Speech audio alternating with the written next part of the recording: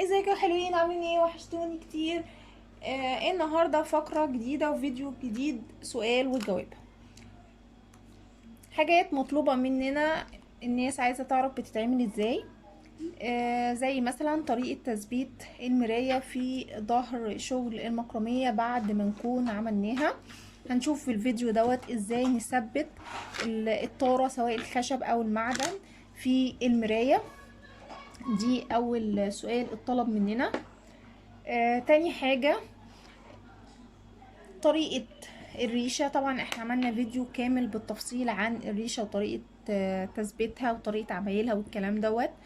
عملناها بطريقة، بس طالع ترند جديد بيقولك ان احنا طريقة تثبيت الريشة عن طريق الكحول. فهرد برضو ازاي في الفيديو دوت ان الريشة تبقى شكلها طبيعي زي ما انتوا شايفين كده، خيط مش حاجة جبس ولا الكلام دوت.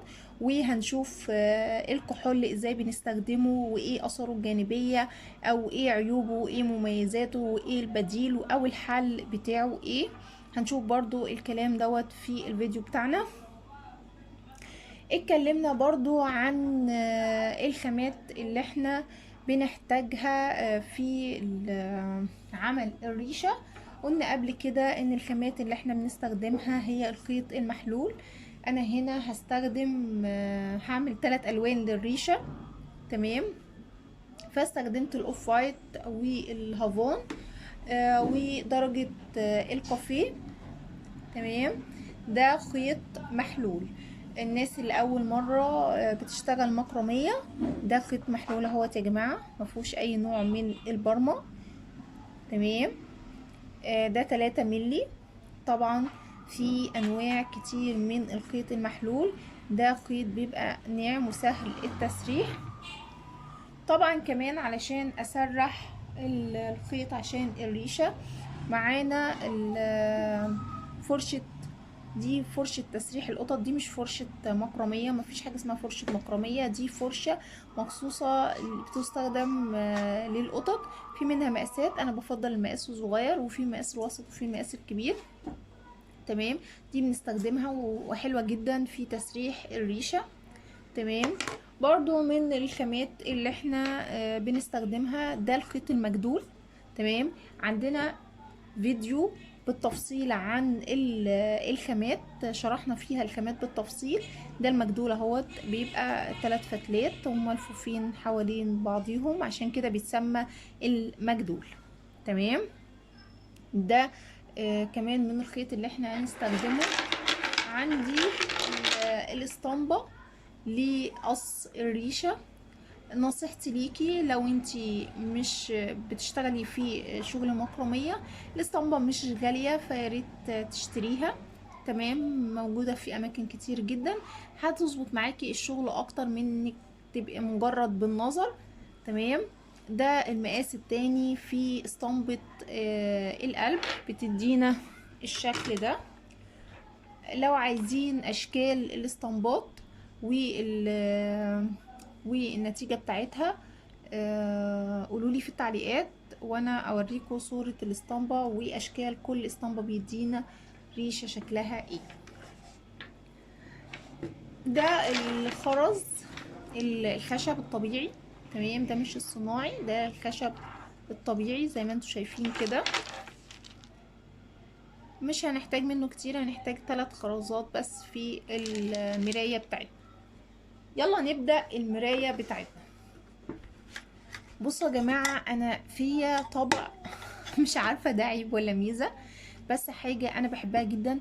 انا دايما بحب اعادة تدوير القناة، اصلا كانت قايمة على فكرة اعادة تدوير. فالاولى ان انا علشان اعمل حاجة زي ما انتم شايفين الطارة ديت، نسيت اقول لكم ان ده طارة خشب. في منها برضو طارة المعدن، دي بتبقى رفيعة خالص. تمام. انا قررت ان انا اجيبها خشب المرة دي لسبب. تمام.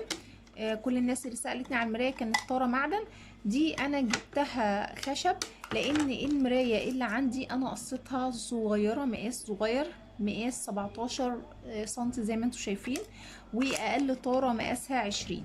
فطبعا الحواف هنا العرض دوت هو اللي هيغطي معايا او هيكمل المراية. تمام. ايه فكرة بقى اعادة التدوير في الموضوع هنا؟ الفكرة بتاعتي ان انا ممكن الطارة هنا صغيرة جدا، يعني 20 سنتي، ممكن استخدم بواقي الخيوط اللي عندي. يعني مثلا انا عندي البقرة هي المحلول اوف وايت، تمام، ممكن ان انا استخدمها في عمل الطارة. ماشي. انا بقول ان انا هستخدم الخيط المجدول. هنا انا هستخدم بواقي خيوط لعمل الطارة. تمام. وبرضو الفكرة بتاعتها انا مش استخدمت بس بواقي الخيوط علشان بواقي خيوط او لمجرد اعادة تدوير، ولو ان اعادة التدوير ده حاجة كويسة جدا جدا. تمام. خلينا نستغل خامات ممكن تترمي او ما نستفيدش منها. الا ان الفكرة برضو في ان انا اعمل الجزء دوت اللولوة اللي هتبقى في الخيط ده. غير انه مثلا ان انا استخدم الخيط المحلول واسرحه وابدا اثبته برضو فهتبقى الشكل ثابت، لا انا عايزاها تبقى عشوائيه شويه. طيب انت هتعملي ايه؟ انا هفك الخيط ده كده، انا مش هستخدم الخيط المجدول، انا هفك الجدله ديت واخد فتله من الخيط بس زي ما انتم شايفين كده. بصوا اهو، انا هاخد الخيط فتله واحده، فتله واحده بس من من المجدول، يبقى هفك المجدول وهاخد فتله واحده منه. طيب هتقصي على مقاس كام؟ هيبقى عندي اسطمبة اقص عليه. اتعلموا يا جماعة تاخدوا المقاسات، عينيكوا لازم تتعود انها 20 سنتي. انا شايفة انها مناسبة جدا وشكلها مناسب جدا، يبقى انا هقص على مقاس 20 سنتي. يبقى هجيب كل فتلة قايسة كده، طبعا هفردها اهو، ادي واحد. بتفرديها، انا عارفة انها ملولوة، هنفردها اهو. هنشوف اللولوة ديت، انا عايزة اللولوة ديت يا جماعة وانا شغالة اهو. بجيبها من فوق وانزل، نزلها تحت الطارة، وهجيب الخيط وادخلهم في الحلقات اهو. دي كده اهي، شايفين بقى اللولوة الجميلة ديت؟ طبعا برضو هتتسرح والدنيا ديت برضو تاني اهو من فوق. بعد كده بنزل تحت وهدخل فتلتين من هنا، غرزة التثبيت العادية بتاعتنا.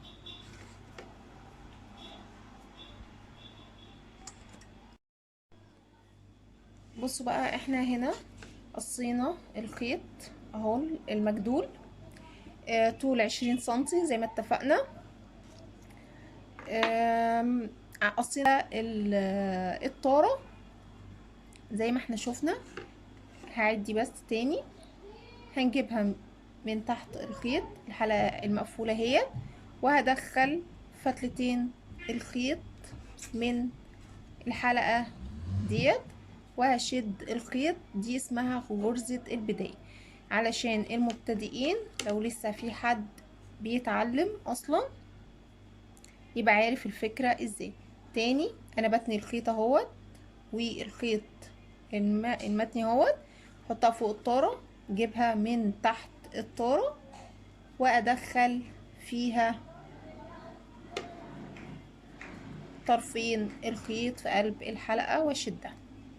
تمام زي ما انتم شايفين كده. هكمل الحلقة وارجع لكم تاني عشان ما اطولش عليكم.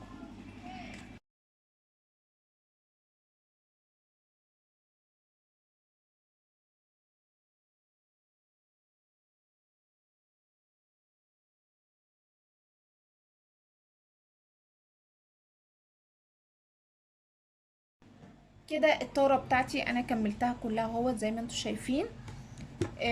الطارة كانت 20 سنتي، بالشغل صفصفت على 30 سنتي اهو.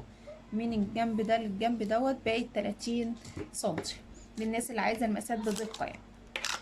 تمام. انا استخدمت قد ايه، كام متر خيط مجدول؟ استخدمت 10 متر، 10 متر. تمام. 11 متر بالظبط، استخدمت 11 متر بالظبط. تمام. من الخيط المجدول زي ما انتم شايفين كده. لو انا هستخدم خيط محلول فتلة واحدة، تمام، هحتاج 32 متر علشان اعمل الشكل اللي انتوا شايفينه ده. هنشوف بقى لو احنا عاوزين نسرح.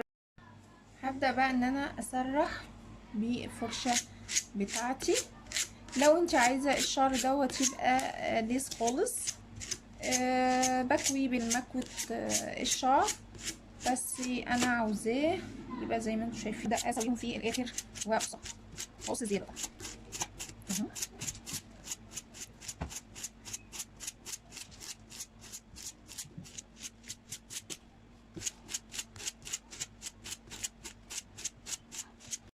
بصوا بقى، هنعمل مع بعضينا الريشة. تمام.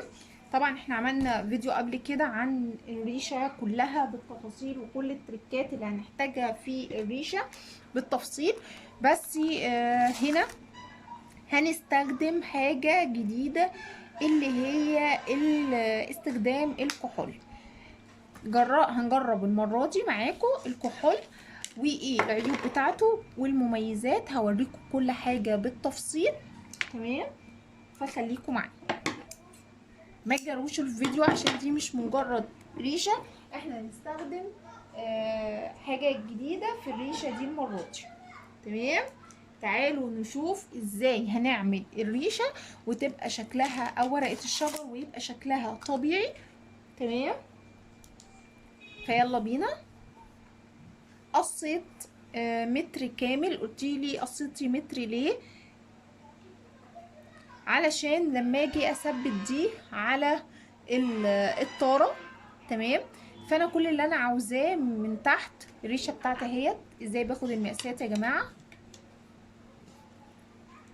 التعليميه ديت لمجرد ان انا اعرف المقاسات وبس علشان اطبق. تمام. اتعلمي انك تاخدي مقاساتك بايدك. انا ليه جبت المتر؟ ليه قصيت متر من الهافون؟ انا عاوزه اول حاجه الريشه هي او ورقه الشجر زي ما انتم شايفين. هقيس الطول بتاعها. تمام. طولها قد ايه؟ 20 سنتي. تمام. فانا عايزه هنا 20 سنتي كده، يعني انا كده عاوزه 20 سنتي من هنا كده. تمام. مفهوم كده؟ ال 20 سنتي ديت انا كده هطبق عليها الايه؟ الريشه بتاعتي، ورقه الشجر اللي انا هستخدمها. طيب الباقي دوت انت هتعملي بيه ايه؟ المفروض ان ده هثبته على المرايه زي ما هنشوف. تمام. فانا قست الطول بتاعي من الطاره لغايه اول الريشه. المساحه ديت انا عايزاها فاضيه، بناء عليه قصيت المتر. تمام. يبقى انا ما بقصش هباء كده. حلو. هوريكم برضو واحنا بنثبت الفكره اكتر. تمام. فيلا اول حاجه عملتها اهوت، دي قصينا المتر زي ما احنا اتفقنا. تمام. وهبدأ اركب فيها خرزة كده زي ما انتم شايفين. اوكي. يلا نعمل ورقة الشجر بتاعتنا اللي احنا اتعودنا عليها.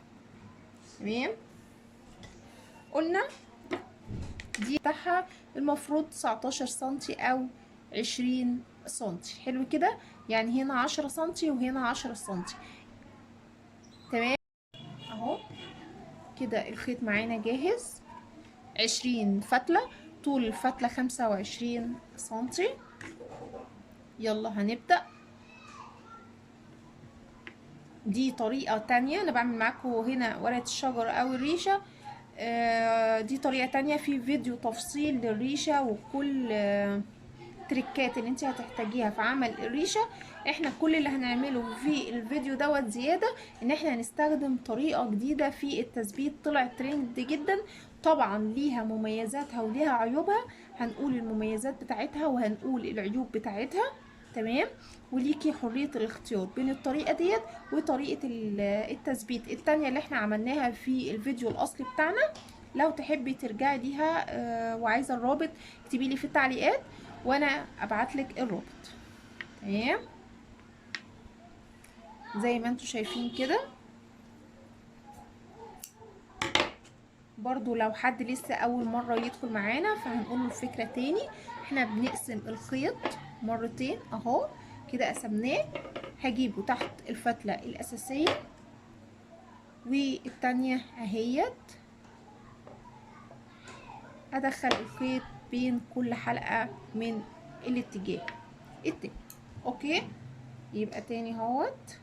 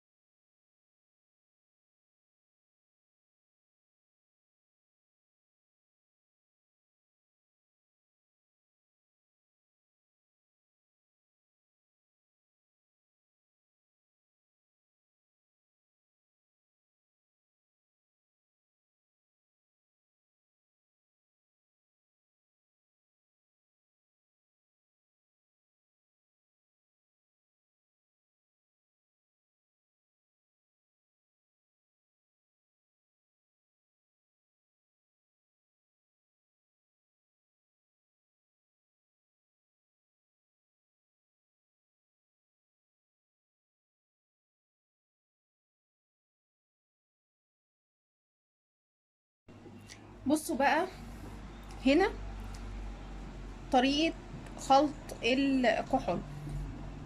هوريكم الطريقة اللي احنا استخدمناها. هو انا هخفف هنا المرة دي عشان الجرع عندي خلصان. تمام. بس انا ما كنتش بخفف هنا، انا كنت بصب من البرطمان واحط فيه الازازة، وبعد كده ده الكحول، ده كحول سايب. تمام. تركيز 70%. بجيبه وبحط على الجرة زي ما انتوا شايفين كده، ايا كانت النسبة يعني، هو كده كده الجرة بيتطاير يعني. تمام. واقفلها. تمام. اهم حاجة في الموضوع ان انا ارجه كويس جدا جدا جدا. تمام. ليه؟ لانه هو لو انا مرجتهوش هيتكتل مش زي المية خالص. تمام. فاهم حاجة لو انت هتستخدمي الكحول تستخدمي الطريقة اللي انا قلتلك عليها دي. يبقى صب كمية من الجرة في الازازة واصب عليها شوية من الكحول كتير، مش قليل، شوية كتار من الكحول. هيبقى ابيض زي ما انتوا شايفينه كده. تمام. هنصب. بصوا اهو، انا صبيته اهو زي ما انتوا شايفين كده. ايه بقى العيب وايه الميزه؟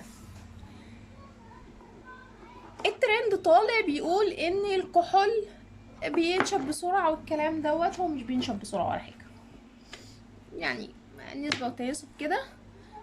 لا، مش بينشف بسرعه. هتستخدمي الكحول في تثبيت الريشه، استخدميه على ظهر الريشه مش على وشها. ليه؟ ليه اسراء بتقول الكلام ده؟ لان زي ما انتم شايفين كده انا جربت بكل منسوب الكحول، تمام، بتسيب اثر، بتسيب، بتغمق اللون وبتعمل، كل ما بتنشف هتلاقيه البياض طالع معاكي. استخدمي جرة شفافه، يقولك ده فيه جرة شفاف وفيه جرة ابيض والكلام ده كله، تمام. اي نوع جرة هتستخدميه بالكحول، الكحول هيتطاير، تمام، وهيبان اللون الابيض. زي الفيديو اللي انا هوريه لكم دلوقتي دي بعد تجارب كتير جدا بالكحول. فثبتي على الظهر بس. عايزه تستخدمي الكحول وشايفه ان هو بينشف اسرع، استخدميه على الظهر، تمام. ادي الفرشه بتاعتي، الفرشه بتاعتي هي زي ما انتم شايفين. وهبدا برضو اسرح الفرشه بتاعتي، الريشه بتاعتي كويس جدا، تمام. انا سرحتها اهوت. المهم ان ده بالنسبه لي الظهر، تمام. هبدا اثبت بالجرة والكحول، شايفين حتى بيعمل ازاي تقيل.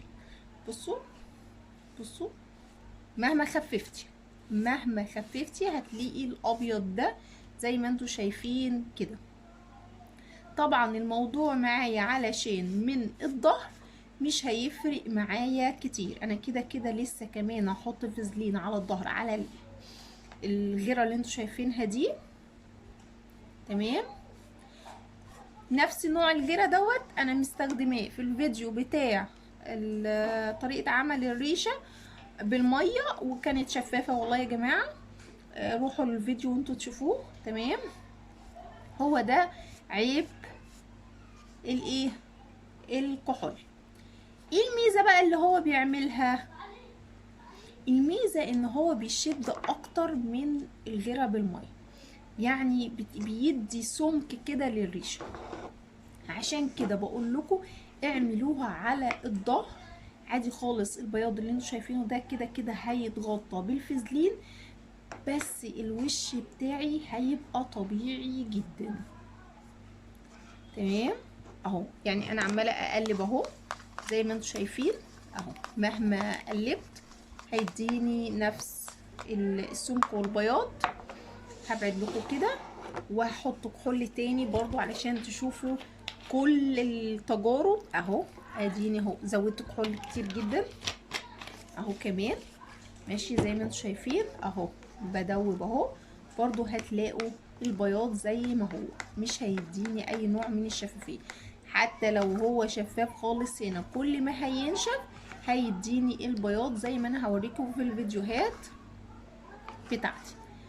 فنصيحة ليكي لو هتستخدمي الكحول في التثبيت وعايزة تجربي، ودي شكاوي ناس كتير جدا جربت، ما تثبتيش على وش الريشة ابدا بالكحول.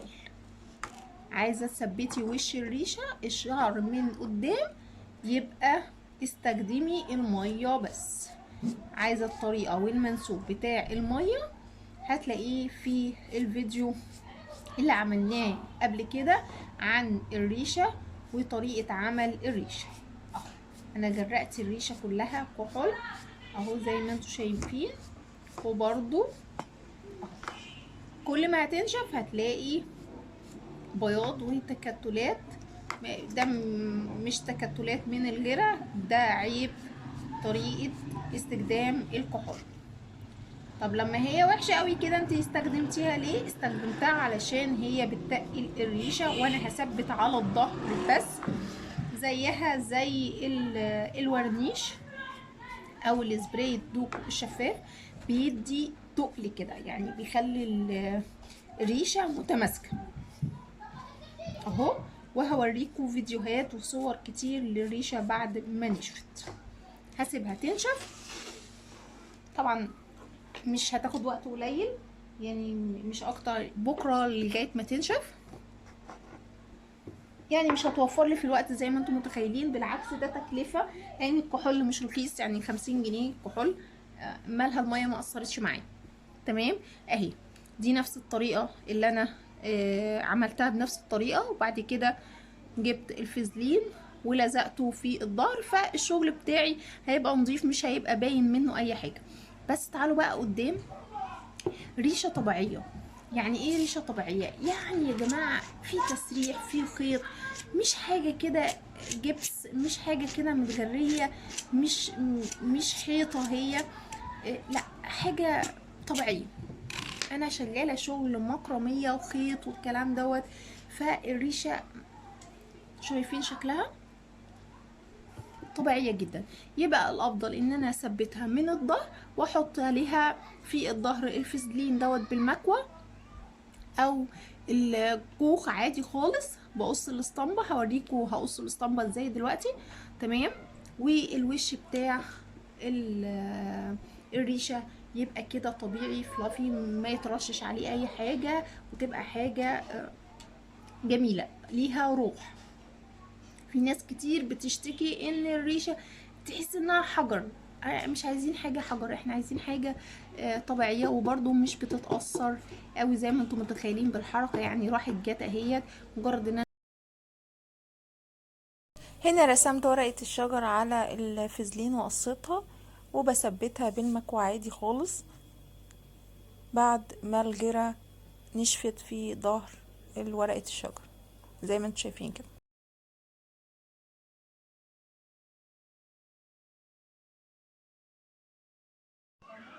بصوا يا جماعة بقى، دلوقتي انا ثبت الريش بتاعي بجرزة البداية برضو على الطارة، وخلصت الطارة وثبتها. تمام. دلوقتي بقى المفروض ان انا اثبت الشغل بتاعي على ظهر المراية زي ما انتم شايفين كده. هثبته ازاي؟ المفروض ان انا عندي المرايه دي صغيره، بس اهم حاجه انكم تعرفوها ان المرايه دي مقاسها صغير، فهتبقى خفيفه عموما يعني. تاني حاجة أنا مش عاملة في الطارة غرز مثلا زي غرزة صداقة أو شغل كتير يتثبت عليها، لا ده مجرد هي غرزة البداية. تمام. فأنا هثبت بيه، ده اسمه خيط السنارة، هو خيط رفيع بس قوي شوية. هثبت بيه زي ما انتوا شايفين. مش شرط انك لو انت هتعملي مراية أكبر من كده ثبتي بنفس خيط الشغل، سواء كان خيط مجدول او اي خيط انت كنت شغاله بيه. تمام. بنفس الطريقه اللي احنا هنشرحها دلوقتي. تمام. هجيب ابره التنظيف العاديه وهلضمها فيها خيط السناره زي ما انتم شايفين. تمام. هاجي هنا هوت النص بتاعي، ده النص اللي متعلق منها، النص بتاعها هو تحت. تمام. هجيب بين الفتلة كده، همشي الخيط من تحتيها اهي. تمام كده. واشد حلو كده. وهاجي من فوق بنفس الطريقة، او هنزل تحت بين الخيط والطارة بتاعتي. تمام اهو. انا مثلا نزلت تحت الطارة بتاعتي خالص اهوت، وطلعت من فوق. تمام.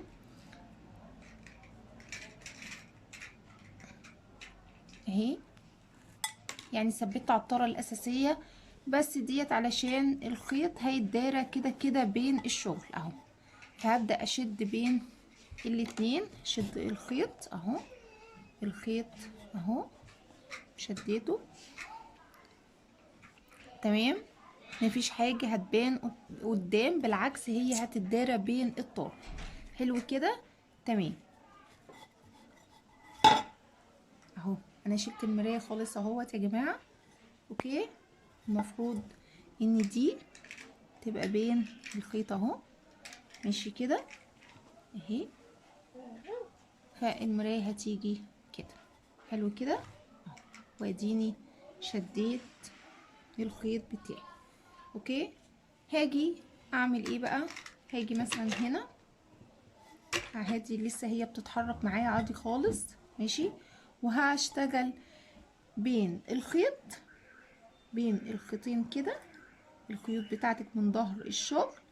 تمام. لا اما على الطاره عادي اهو. ادي كمان واحده. تمام. هروح الناحيه التانية المقابله ليها اهو، تبقى من تحت الشغل بتاعي.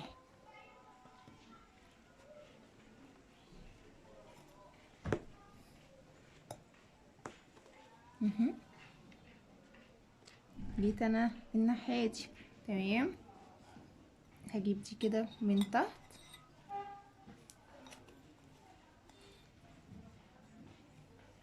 اهو، هاجي هنا عند بتاع الازاز السيليكون بتاعهم وتلزقي بيها المراية على الطارة. بس لو المراية قد الطارة المعدن ما رشحش ليكي السيليكون لانه بيبان من الناحية التانية. تمام، انا هعمل كده خيوط مقابلة لبعضيها لغاية ما المراية بتاعتي تتثبت بكل سهولة.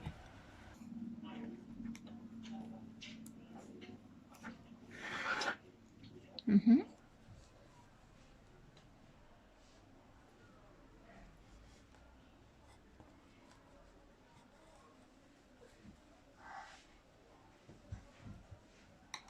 هنجيب ده من تحت الخيط، ده خيط البداية بتاعي اهوت، وهربط دول بقى مع بعض وكده تبقى ثبت المراية في الظهر.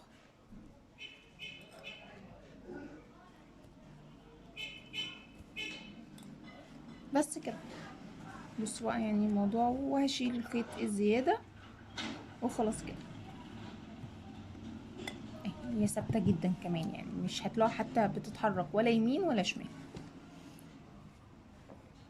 واقص الخيط الزيادة بتاعي. عايزة هنا بقى ألزق حاجة، ألزق حاجة في الظهر. تمام، مش عايزة ألزق حاجة بسيبها زي ما هي كده. بصوا هنا بقى، المفروض ان انا ثبت المراية خلاص. والمراية المفروض انها خلصت معايا. عايزة اساوي الاطراف بتاعتي. جيبي يا جماعة اي حاجة مدورة عندنا، سواء غطا، حلة. انا عايزة اقول لكم انا محددها بالمصفى، مرضتش ان انا اوريكم المنظر ده بالمصفى، انها حاجة تبقى مدورة تديني الشكل بالظبط، وحددها بقلم فسفوري علشان اقص الزيادات بشكل منتظم. هنبدأ بقى نقص وامشي على الدايرة بتاعتي بالراحة خالص.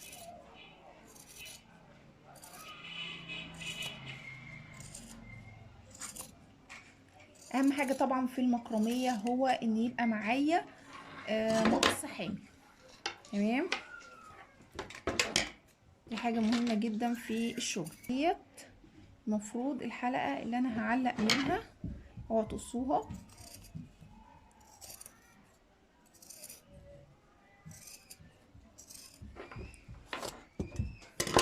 اهو هلفها.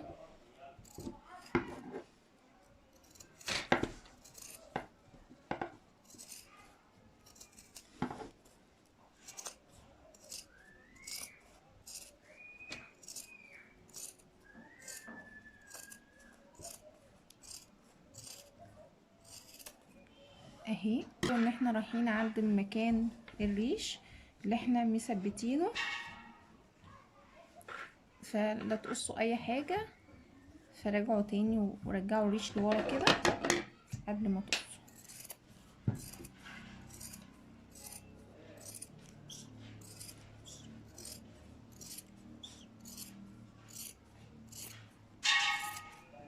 بس كده انا قصيت.